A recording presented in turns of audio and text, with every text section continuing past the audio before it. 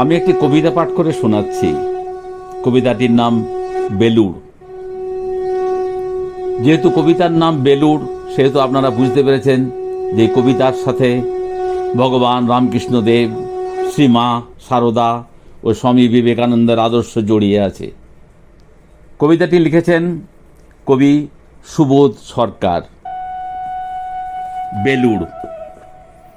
আমি একটা কোনায় দাঁড়িয়ে দেখছিলাম দুটি ছেলে গেরুয়া বসন পরে মন্দিরে সিঁড়ি মুছছিল।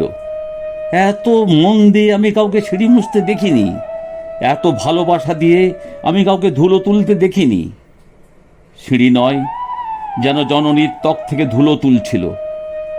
এভাবে কেউ সিঁড়ি থেকে ধুলো মুছতে পারে এ আমি কোথাও দেখিনি।